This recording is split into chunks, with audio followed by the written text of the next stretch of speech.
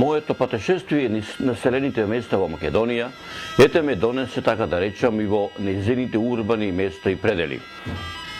Поточно речено ме донесе и во селото Орман, распослано во периферијата на Скопската котлина. Него овој пат јас го одбрав. Може би се прашувате зошто? Затоа што за ова населено место имав најмногу сознанија како од пишани документи, од устни преданија, така и од материјални факти кои сакам да ги потврдам и се разбира да ги надополнам, а посебно внимание ми привлече неговата географска местоположба. Орман се наоѓа во северозападниот дел на Скопската котлина, на левиот брег на реката Лепенец, на само неколку километри од излезот од оваа река од Качаничката клисура и на само 2-3 километри пред вливот на оваа река во река Вардар. Селото Орман е сместено во крајниот западен дел, каде што се вкрстуваат коридорите 10 и 8, односно делниците Скопје-Приштина Краљево, Скопје-Велес, како и Скопје-Тетово-Гостивар-Кичево Охрид. Орман е равничарско село, расположено на надморска височина од 640 метри и од градот Скопје е оддалечено 11 километри. За населеното место Орман има многу пишени документи, материјални податоци, археолошки локалитети, устни преданија, легенди, митови, со еден збор каде и да се чепне, каде и да се копне, било кое камче да се фати во рака, било каква грудка земја да ја стиснете меѓу вашите прсте, во себе крие дел од историјата која овде се гради не со векови, туку со милениуми. За населеното место Орман, материјалните документи, пишаните документи, устните преданија, легендите и митовите датираат речиси од кога настанало човештвото. Поточно речено, од праисторијата, од почетокот на историјата, од античко време, старомакедонско време, римскиот период, византискиот, отоманскиот и денешното наше современие. Каде и да појдете во атарот на ова село, ќе најдете историја и само историја. Секоја педа земја, секоја парче камен, секоја капка вода на вистина е историја на овој регион. Затоа говорат остатоците од античките, ранохристијанските, средновековните градби, како и многу тврдини, бедими, утврдувања и друго. Во селото Орман, меѓу мештаните од колено на колено, од генерација на генерација, се пренесува една од многуте легенди како тоа настанало ова село, а таа легенда е оваа. Селата Оризари, Вучидол и Орман во текот на турското робство биле едно село, кое се викало Оризари. Но жителите постојано се карале. Честопати се случувало и крвави пресметки, меѓусебни обвинувања, тужби, поплаки кај валијата на Скопје. Еден ден, во канцеларијата на Скопскиот валија дошле жителите на овие села, целите во крв поради меѓусебните тепачки. Тогаш валијата го повика кадијата и му дал задача да го реши прашањето со овие немирни селани. Кога кадијата стигнал во селото, сите се собрале околу него и пак почнале меѓусебно да се обвинуваат. Ефенди кадија, овие ни земаат дел од земјата, грабаат од стоката како волци од стадо. Не можеме да живееме со нив, рекла една група со селани. Другите признале дека ги тепаат, но не поради земјата, туку поради тоа што се големи лажговци и нерани мајковци и побарале од кадијата да ги издвои од нивното село. Третата група селани ништо не прозборела, туку слушала како се обвинуваат другите. Откако ги ислушал, за да настане мир меѓу селаните, кадијата рекол: овие мирни селани, кои не рекоа ниту еден збор, ќе си останат тука, крај реката Вардар, ќе си ја ораат земјата и ќе си садат орис. Така настанало селото Оризари. Овие што како волци краделе овци земја, да се иселат кај големиот дол, кој се викал Вучидол. И така настанало денешното село Вучидол. А овие што лажат, обвинуваат и секој ден се жалат кај валијата, Орманот да го фатат и таму да се населат. И така настанало денешното село Орман.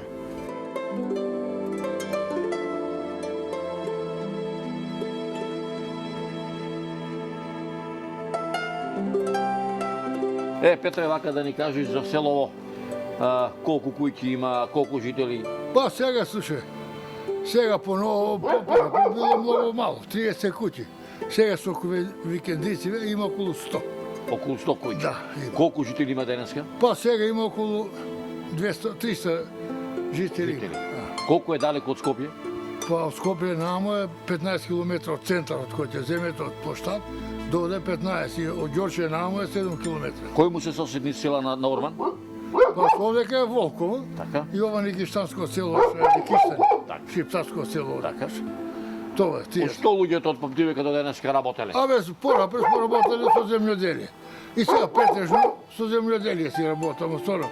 Некој пензионер кој што си работи, кој онако. Има претежно има и у град што работа на државно. Инаку, што овдека овде полево Орманско порано раѓало? Што го сеја? Абе, порапред раѓало највише пипер, патлича, крставите, мислим, оние што. Тоа приведно што било едно време, тоа се занимале стариите едно време. Така. Ние после смо се отишли у град, смо работеле на државно, и сега смо си пензионери. Селото Орман од Памтивека е наследник на сакрални градби од сите историски епохи на целата своја територија, односно на целиот свој селски атар, од сите типолошки варијанти, со византијска естетика, почнувајќи од ранохристијанскиот период до денес. Од историските извори дознаваме дека уште во ранохристијанскиот период селото Орман во црковен поглед било добро организирано. Тоа припаѓало на епархијата Скупи, која во средината на 5 век прераснала во митрополија. Првото христијанизирање се случило во времето на римската доминација на овие простори, за време на владеењето на римскиот император Константин.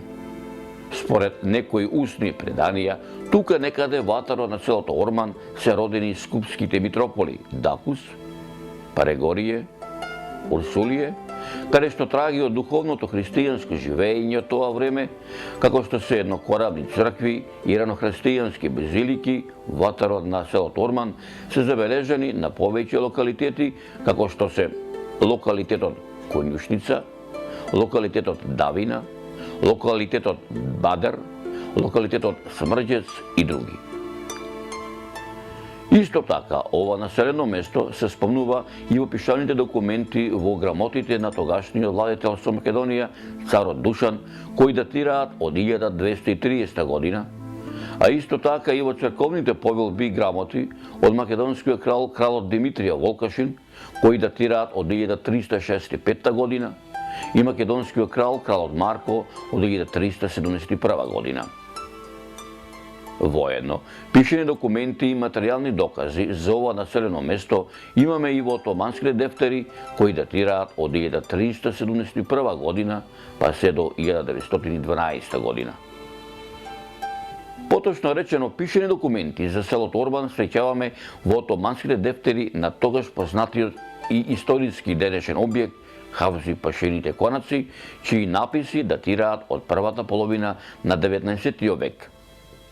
Поточно од околу 1830 година до 1845 година. Во далечната 1820 година Хавзи Паша станал Скопски паша. Во Скопје тој живеел само неколку години. Подоцна го напуштил Скопје, а потоа починал. Во записите од минатото среќаваме доста записи за селото Орман, за животот и случувањата во ова село, посебно за обичаите и верувањата во него. Едно од многуте запишени преданија е и преданието запишено од страна на Јордан Константинов Џинот за борбата на Марко Крале и Муса Кеседџија, која се уште се раскажува во селото за тој настан кој се случил на 2-3 километри северно од селото во местото викано Смокви, каде и денеска вирее овој вид на овошје. А според преданието, Джинот запишал дека крале Марко и Муса Кеседжија се договориле. Ако Муса Кеседжија ја загуби борбата, крали Марко да му засади смокви. А ако крали Марко бил поразен, Муса Кеседжија да му засади лоза. Бидејќи Муса Кеседжија бил поразен, крали Марко му засадил смокви кои, како што претходно напоменав, и ден денешен се уште виреат. За да ги надополнам моите досегашни сознанија и уште многу други нешта да дознам за минатото на оваа населба, за да го надополнам ова документарно истражување, моето документарно истражување го продолжив меѓу самите мештани од ова село.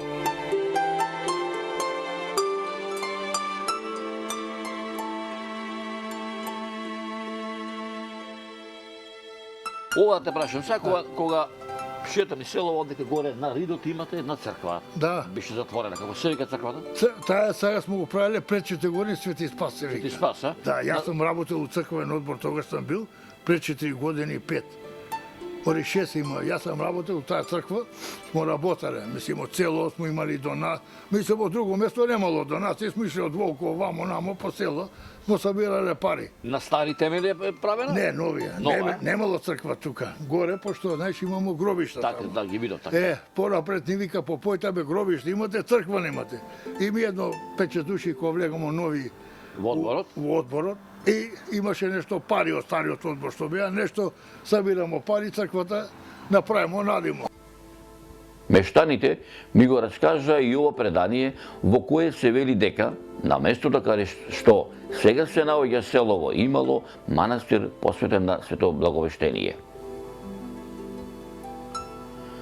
Населбата која го носела истото име, а му припаѓало на тогашниот манастир, се наоѓала на 300 метри јужно од манастирот во местото наречено Брест, каде што и денеска мештаните, орајќи ги нивите, наоѓаат остатоци од куќи. Преданието раскажува дека манастирот имал многу монаси. Еднаш, токму кога манастирот го празнувал својот празник, некој пашо му наредил на аскерот да го разурне манастирот. Преданието вели дека од 84 монаси колку што живееле во манастирот, останал само еден монах кој заминал во селото Бањани и таму го изградил денешниот манастир Свето Благовештение. Преданието го забележало и Исваил ага и неговиот син Ахмет ага, кои на местото на манастирот изградиле чифлички конак и една воденица.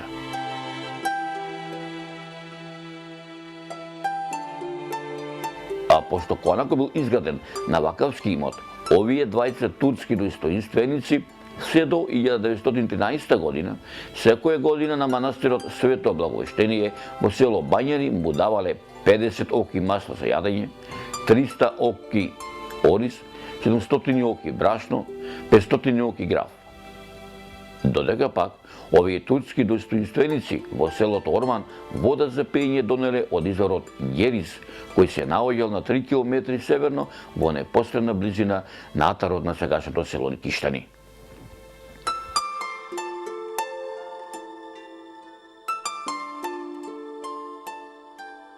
Кој му е летна слава на село Орман? Летна слава нема, зимна оно младите што се. Младенци. 40 мученика. А, Змијарников живее. Тоа е. Така, така. Тоа е. Колку е доде далеку? Тамо? А. Па нема километар, километар и нешто е. Така. Во минатото селото Орман најповеќе станало познато по верувањата и обичаите поврзани со змиите.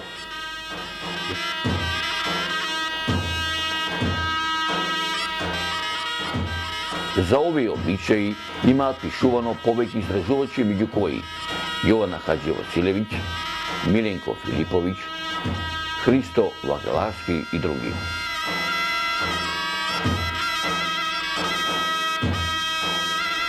Овие обичаи и во тоа време и денеска се изведуваат на Ридот Змијарник, на празникот Свети 40 маченици, кај народот попознат како младенци.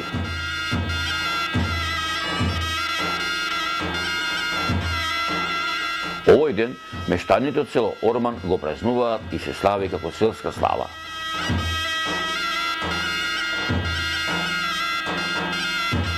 На овој ден во минатото, а и денеска, народ доаѓа не само од соседните села на Орман, туку од цела Скопска Блатија, сето Скопско Црногорје и од Дервенско, од каде се не.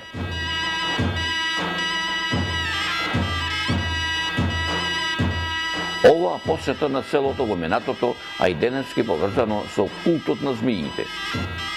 Имено тогаш, а и денеска се верува дека на овој ден на ридот змијарник и на секого кој ќе биде тој ден присутен на ова место ќе му донесе среќа и здравје.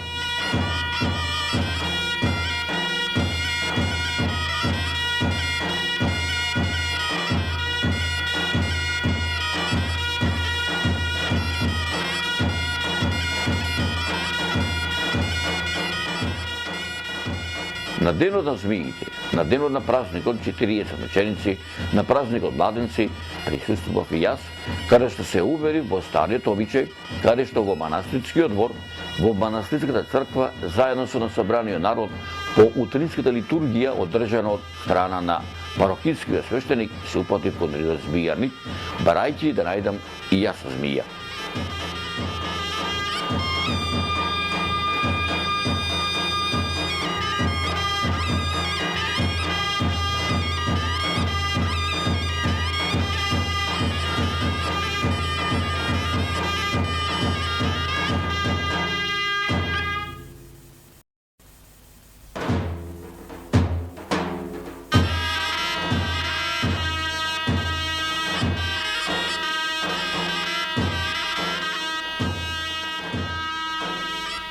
Може би нема да ми верувате, но навистина меѓу насобраниот народ, меѓу камењарот бегаа неколку змии.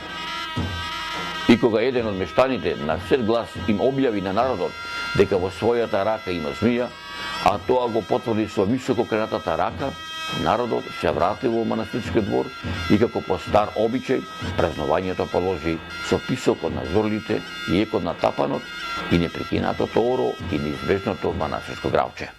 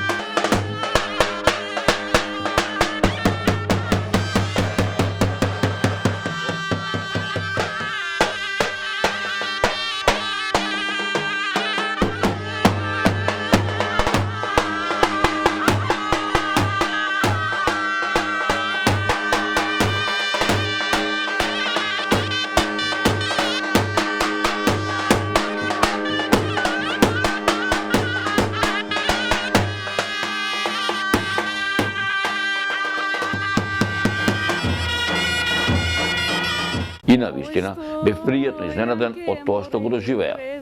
Ја видов старата традиција на живење, старите адети и обичаи, црковните обреди, ја видов вистинската српски дила сплотена со урбаното живење. Каде ćeš laš more rusi kosi, kade beliš tvoje belo platano.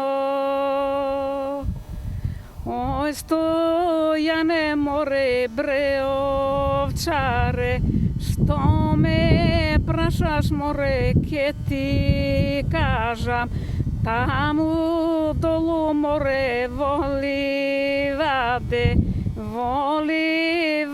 more pored vade, tamo mi more belo lice, tamo ćeš la more rusi kosi, tamo bela moje belo platno. Oj, stojanke mori bre devojko, kje razavala more rudo stado, Vosojine more presojine, tamo dolu more voli